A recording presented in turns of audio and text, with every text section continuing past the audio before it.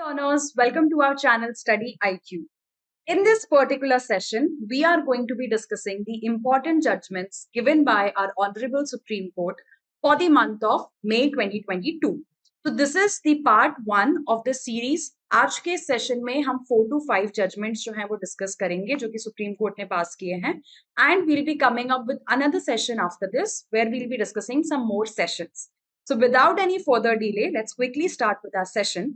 Now, the first case that I want to discuss with all of you is this is not a Supreme Court case. ठीक है, पहला case जो हम ये discuss करने वाले हैं, this is in fact a Delhi High Court case. But क्योंकि ये केस इतना ज्यादा फेमस हुआ और एक ऐसे इशू के बारे में ये केस आपका बात करता है जो कि हाईली डिबेटेबल टॉपिक रहा है इंडिया के अंदर काफी सालों से, which is your topic of marital rape. Marital rape पे वी ऑल नो बहुत सालों से डिबेट चल रहा है कि क्या इसे ऑफेंस बनाया जाना चाहिए या फिर नहीं. एंड द सेम चीज, एक सेम उसी तरीके का डिबेट हमको Delhi High Court case judgement में भी देखने को मिला जो कि इस मई 2022 में आया था. The name of the case is RIT foundation versus Union of India. 2 जजेस की बेंच का ये जजमेंट है which is Rajiv Shakdher and justice C Harishankar. अब इस केस में बेसिकली यहाँ पे आपके पेटिशंस फाइल की गई थी. There were certain petitions that were filed marital rape के अगेंस्ट. ठीक है, RIT फाउंडेशन आपका एक NGO है जिन्होंने ये पेटिशन फाइल की थी. All India Democratic Women's Association दूसरा ऑर्गेनाइजेशन है, एंड कुछ और लोगों ने मिलके ये पेटिशन यहाँ पे आपकी फाइल की थी मैरिटल रेप को इंडिया के अंदर एक ऑफेंस के रूप में रिकॉग्नाइज करने के लिए. दिल्ली हाई कोर्ट में जब ये जजमेंट आपका पास हुआ है तो दिल्ली हाई कोर्ट ने यहाँ पे आपका स्प्लिट, यानी कि दोनों जजेस ने अलग अलग पॉइंट्स यहाँ पे अपने रखे हैं. ठीक है, ये जो पेटिशंस आपकी फाइल की गई थी जो कि चैलेंज करती हैं किसे, सेक्शन 375 IPC रेप के ऑफेंस की जो बात करता है, इसके एक्सेप्शन 2 को चैलेंज करते हुए ये पेटिशंस आपकी हाई कोर्ट के अंदर फाइल की गई थी. एक्सेप्शन 2 सेक्शन 375 का ये बोलता है कि अगर एक हस्बैंड फोर्सफुली सेक्सुअल इंटरकोर्स करने की कोशिश करता है अपनी वाइफ के साथ तो वो एक रेप का ऑफेंस नहीं माना जाएगा. यहाँ पे जो हमारे एक जस्टिस हैं विच इज जस्टिस राजीव शगदेकर, इनका ये कहना था कि ये जो एग्जेम्पशन दिया गया है हस्बैंड को कि उनके ऊपर मैरिटल रेप का ऑफेंस नहीं बनता है, ये अनकॉन्स्टिट्यूशनल है. तो इनके हिसाब से सेक्शन 375 का एक्सेप्शन 2 जो है ये अनकॉन्स्टिट्यूशनल माना जाना चाहिए. और इनके हिसाब से ये आर्टिकल 14 राइट टू इक्वालिटी को वायलेट करता है और इसलिए इसे स्ट्रक डाउन कर देना चाहिए और मैरिटल रेप एक ऑफेंस बना देना चाहिए इंडिया के अंदर. एक्सेप्शन 2 अगर आपको नहीं पता है तो मैं फिर से बता देती हूँ. एक्सेप्शन 2 सेक्शन 375 का बात करता है सेक्सुअल एक्ट जो कि एक मैन करता है अपनी खुद की वाइफ के साथ. ठीक है, और वहां पे उनको एग्जेम्प्ट किया गया है कि ऐसे हस्बैंड को यहाँ पे सजा नहीं मिलेगी. लेकिन इस केस के अंदर जो आपके दूसरे जज थे which is justice C Harishankar, इनका ऐसा कहना था कि यहाँ पे सेक्शन 375 का जो एक्सेप्शन 2 है वो कॉन्स्टिट्यूशन को वायलेट नहीं करता है. और आर्टिकल 14 में जो एक बात कही जाती है इक्वालिटी के साथ, आपने ये टर्म पहले सुना भी होगा अगर, विच इज इंटेलिजिबल डिफरेंशिया. यानी अगर किसी लोगों के बीच में या ग्रुप ऑफ लोगों के बीच में डिफरेंस किया जा रहा है उसके पीछे एक रीजन होता है, एक वैलिड लॉजिक होता है यहाँ पे. तो इनके हिसाब से अगर हस्बैंड्स के ऊपर उनकी वाइफ के साथ फोर्सफुली सेक्सुअल इंटरकोर्स करने पे रेप का ऑफेंस जो है वो नहीं लगाया जा रहा है तो उसके पीछे इंटेलिजिबल डिफरेंशिया का लॉजिक है जो कि आर्टिकल 14 में हम रीजनेबल क्लासिफिकेशन और ये दोनों कॉन्सेप्ट्स हम पढ़ते हैं. तो फाइनली ये जो मैटर है आपका ये पहुंच गया है सुप्रीम कोर्ट में क्योंकि यहाँ पे एक substantial law of question involve हो चुका है और अब ये मैटर आपका पास ऑन कर दिया गया है सुप्रीम कोर्ट को. तो I hope the first case has been clear to you. तो यहाँ पे आपको ध्यान रखना है कि बेसिकली जो डिबेट हुआ था वो दोनों जस्टिसेस के बीच में यही है. एक बोल रहे हैं कि सेक्शन 375 IPC का जो है एक्सेप्शन 2 वो अनकॉन्स्टिट्यूशनल है, उसे हटा देना चाहिए, एंड दूसरे जज के हिसाब से वो एकदम सही है एंड ये एक्सेप्शन IPC में वैसे ही रहना चाहिए. Coming to next, again a very historic development in the Indian constitutional and Indian legal history, which talks about section 124A of Indian Penal Code.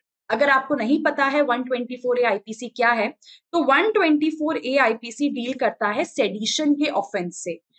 पिछले 1-1.5 साल में, 2 साल में इनफैक्ट काफी लोगों के ऊपर ये ऑफेंस आपका लगाया गया है, काफी लोग इसके चक्कर में जेल भी गए हैं, और काफी बार ये मुद्दा उठा भी है कि क्या इस सेक्शन का, क्या इस प्रोविजन का अब मिसयूज होने लगा है हमारी कंट्री के अंदर। तो केस का नाम है SG Vombatkere versus Union of India. 3 जजेस की बेंच का ये आपका डिसीजन है, जिसमें हमारे सीजेआई भी थे, justice NV Ramana, justice Surya Kant and justice Hima Kohli.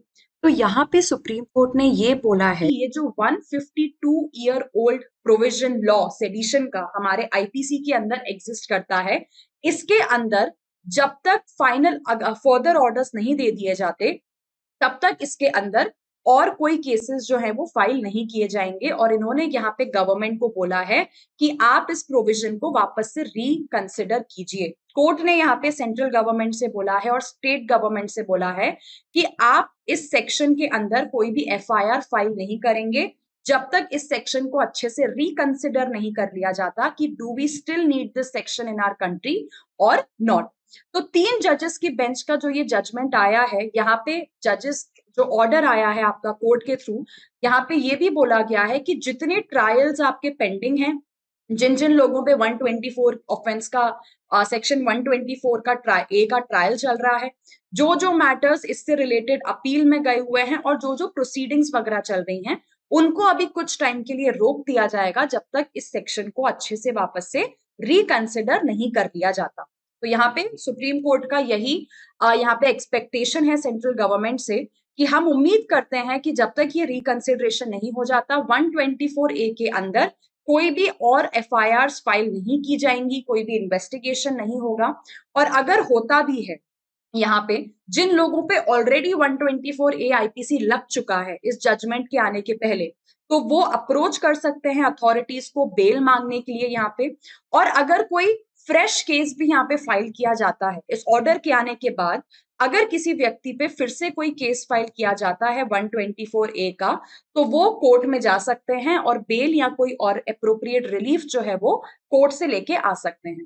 तो सुप्रीम कोर्ट ने यहाँ पे बोला है कि ये जो ऑर्डर्स हमने दिए हैं इस जजमेंट के अंदर, ये इफेक्ट में रहेंगे जब तक हमें सेंट्रल और यूनियन गवर्नमेंट से एक आंसर नहीं आ जाता कि क्या उन्होंने सेक्शन को रिकंसिडर कर लिया है और क्या हमें इस सेक्शन की अभी भी यहाँ पे जरूरत है कि नहीं। क्योंकि सुप्रीम कोर्ट ने यहाँ पे यही चीज समझाने की कोशिश की है कि आज के टाइम में ये जो सेक्शन है आपका सेक्शन 124A, ये ब्रिटिशर्स कॉलोनियल टाइम का आपका एक सेक्शन है, जो कि आज की जो सोशल लाइफ है, जो कि आज के सोसाइटी के डायनेमिक्स हैं, उनके साथ अब ये पटरी जो है वो नहीं खा पा रहा है। मतलब कंट्री में जब ये लॉ बनाया गया था, लाया गया था, तब कंट्री की कंडीशंस कुछ और थी और आज कंट्री की कंडीशंस कुछ और हैं। तो 1898 का जो ये बनाया हुआ लॉ है, सुप्रीम कोर्ट के हिसाब से आज के टाइम में इस लॉ का बहुत ज्यादा मिसयूज हो रहा है। जैसे आपने रिसेंटली सुना ही होगा, रिसेंटली जो डिस्प्यूट हुआ था हनुमान चालीसा के रिसाइटल के ऊपर, वहां पे भी लोगों के ऊपर 124A आईपीसी फाइल कर दिया गया। तो ये कुछ चीजें हैं जो चीफ जस्टिस ऑफ इंडिया ने नोट डाउन की हैं कि इसलिए हमें लगता है इस प्रोविजन को वापस से री एग्जामिन, रिकंसिडर किया जाना चाहिए कि क्या इस प्रोविजन की आज भी हमको जरूरत है हमारे देश में, या अब हम इसको हटा सकते हैं। और जब तक ये रिकंसिडरेशन नहीं हो जाता, तब तक 124A आईपीसी सेडिशन के और फाइनल फर्दर कोई भी एफआईआर जो हैं, ट्रायल्स जो हैं, वो फाइल नहीं किए जाएंगे। Moving on to our next case, तो जो कि है Dilip Hari Ramani versus Bank of Baroda. अब ये जो केस है आपका, ये डील करता है नेगोशिएबल इंस्ट्रूमेंट एक्ट के सेक्शन नंबर 138 और 141 से। बहुत ही इंपॉर्टेंट प्रोविजंस हैं दोनों, क्योंकि जितने आपके स्टेट जुडिशरी एग्जामिनेशंस होते हैं और जहां जहां पे ये सब्जेक्ट, ये लॉ आपसे पूछा जाता है, वहां पे सबसे ज्यादा हाईलाइटेड कोई प्रोविजन होता है तो वो है सेक्शन 138। जैसे कि आपको पता है सेक्शन 138 बात करता है चेक डिसऑनर के बारे में, जिसे हम चेक बाउंस भी बोलते हैं, जो कि आपका एक क्रिमिनल ऑफेंस है। यानी कि अगर आपने किसी व्यक्ति को कोई चेक इशू किया और उससे पेमेंट नहीं हो पाया और बैंक के हिसाब से वो चेक बाउंस हो गया, तो ये आपका एक क्रिमिनल ऑफेंस यहाँ पे माना जाता है। अब यहाँ पे इस सेक्शन इस पर्टिकुलर केस में जो हमको डिस्कस करना है वो ये जो केस है आपका, ये डील करता है 138, बट साथ ही साथ ये डील करता है 141 के बारे में। Section number 141 negotiable instruments act का बात करता है ऑफेंस, अगर चेक डिसऑनर को ऑफेंस किया जाता है कंपनीज या फिर फर्म्स के द्वारा, ठीक है। तो ऐसे में उस कंपनी और इस फर्म की क्या लाइबिलिटी होती है, ये हमको सेक्शन 141 में पता चलता है कि कंपनी में किस किस व्यक्ति की लाइबिलिटी होगी अगर उस कंपनी के द्वारा इशू किया गया कोई चेक अगर यहाँ पे बाउंस होता है। तो 141 अगर आपने पढ़ा है तो आपको अच्छे से ये पता होगा कि किसी इंसान, कोई व्यक्ति जो किसी कंपनी या किसी फर्म के साथ एसोसिएटेड है, वो तब तक लायबल नहीं माना जाता है चेक बाउंस या चेक डिसऑनर के लिए अगर उसे उस बारे में पता नहीं था, अगर उसकी नेग्लिजेंसी की वजह से वो नहीं हुआ है, या फिर उनकी ये मिली भगत नहीं थी इस चीज को प्रमोट करने की या इस चीज को इनकरेज करने की। यानी उनको पता होना चाहिए कि ये चेक यहाँ पे बाउंस होगा ही होगा जो ये इशू करने वाले हैं, तो उनकी रिस्पॉन्सिबिलिटी होगी और उनके ऊपर यहाँ पे चार्जेस जो है वो लगाए जाएंगे। अब यहाँ पे इस केस में जो व्यक्ति है जो सुप्रीम कोर्ट के सामने अपील में गए हुए थे, उनका यही कंटेंशन था कि ये एक फर्म के अंदर पार्टनर थे और इनकी फर्म ने जो भी चेक वगैरह इशू किए थे वो इनको बिना बताए किए गए थे, ठीक है। इनकी आइडिया में वो नहीं थे और इनके फर्म के जो बाकी पार्टनर्स हैं यहाँ पे उन्होंने वो चेक इशू किए थे, बट इस पार्टनर का उस चेक इशू में कोई भी रोल नहीं था, ना ही उनको इस बारे में पता था। तो सुप्रीम कोर्ट ने यहाँ पे सेम चीज बोली है कि ऐसे में इस व्यक्ति को उस ऑफेंस के लिए कॉन्विक्ट नहीं किया जा सकता। जस्ट बिकॉज वो फर्म के पार्टनर है इसका मतलब ये नहीं है कि आपकी फर्म में, आपकी कंपनी में क्या चल रहा है वो सब कुछ यहाँ पे आपको पता होगा, ठीक है। तो भले ही आपकी कंपनी ने जो लोन लिया है उसके लिए आप गारंटर होंगे, ठीक है, आपने उसके लिए गारंटी वगैरह दी होगी, बट जस्ट बिकॉज आप फर्म के पार्टनर हैं इसका मतलब ये नहीं है कि जो चेक इशू किए गए हैं आपकी फर्म के द्वारा उन सारे चेक्स के बारे में भी आपको नॉलेज हो या वो आपकी परमिशन से यहाँ पे इशू किए गए हैं। तो यहाँ पे कोर्ट ने ये चीज बोली है कि ये जो व्यक्ति हैं इनके ऊपर हम सिविल लाइबिलिटी यानी कि सिविल चार्जेस जो हैं वो लगा सकते हैं पार्टनरशिप एक्ट के अंदर और कॉन्ट्रैक्ट एक्ट के अंदर। इंडियन कॉन्ट्रैक्ट एक्ट में क्योंकि आप गारंटी देते हैं, आप गारंटर बनते हैं, तो वहां पे भी आप लाइबल ठहराए जाते हैं। लेकिन सेक्शन 141 जो कि क्रिमिनल ऑफेंस की, क्रिमिनल चार्जेस की बात करता है, वो यहाँ पे इन पर्सन के ऊपर नहीं लगाई जा सकती, क्योंकि सेक्शन 141 ये क्लियरली बोलता है कि पहला तो आपको ओवरऑल इंचार्ज होना चाहिए, यानी आपकी कंपनी में, आपकी फर्म में डे टू डे क्या क्या बिजनेसेस हो रहे हैं उसके बारे में आपको पूरा पूरा यहाँ पे आइडिया होना चाहिए। और दूसरा, अगर ये चेक बाउंस का ऑफेंस हुआ है तो ये आपकी मर्जी से हुआ है, आपका कंसेंट था इसमें, या फिर आपने किसी तरीके से इसमें कंट्रीब्यूट किया है। बट अगर ये चीजें नहीं है तो आपकी फर्म या आपकी पार्टनरशिप फर्म ने, कंपनी ने अगर कोई चेक इशू भी किया है तो वहां पे आप लायबल नहीं माने जा सकते। जरूरी नहीं है कि आपको उसके बारे में पता हो। तो यहाँ पे सुप्रीम कोर्ट ने ये चीज मानी है कि ये जो व्यक्ति है यहाँ पे दिलीप हरीरमानी, इनको नहीं पता था उन चेक्स के बारे में जो कि इशू किए गए थे और इनको नहीं पता था कि वो चेक्स जो हैं वो बाउंस हो जाएंगे। तो ऐसे में उनको रिस्पॉन्सिबल जो है वो हम यहाँ पे नहीं ठहरा सकते हैं, इसलिए उनका कन्विक्शन यहाँ पे क्या कर दिया गया था, सेट असाइड कर दिया गया था, क्योंकि उनका conviction section 141 negotiable instrument act की कंडीशंस को जो है वो मीट नहीं कर रहा था। Moving on to our next case, which is Jacob Pulial versus Union of India. This is a judgment given by two judges, which is Justice L. Nageshwara Rao and Justice B.R. Gavai. ये जो case है एक बहुत ही prominent issue से deal करता है। तो हम सबको पता है वैक्सीनेशन, अब तो हमको थर्ड बूस्टर डोज के भी मैसेजेस आने लगे हैं, प्रिकॉशन डोज के भी मैसेजेस आने लगे हैं। आजकल हम फोन वगैरह भी करते हैं तो हमको वही आवाजें आती हैं कि वैक्सीनेशन लगवाना चाहिए, जरूरी है। हर जगह वैक्सीनेशन मैंडेटरी भी कर दिया गया है। अगर आप फ्लाइट लेके जाना चाहते हैं, इंटरनेशनल ट्रैवल हो, होटल्स वगैरह में चेक इन हो, एजुकेशनल इंस्टीट्यूट्स हैं या ऑफिसेज हो। अब यहाँ पे एक व्यक्ति थे जिनका नाम है जेकब पुलियल, जिनका ये कंटेंशन था कि हमें वैक्सीनेशन या वैक्सीनेट करने के लिए फोर्स नहीं किया जा सकता है। और काफी वैलिड पॉइंट था इनका ये कि वैक्सीनेशन या वैक्सीनेट अपने आप को करवाना एक पर्सनल इंडिविजुअल चॉइस होनी चाहिए, बट सरकार यहाँ पे किसी को भी फोर्स नहीं कर सकती है, ना ही उसको मैंडेटरी बना सकती है।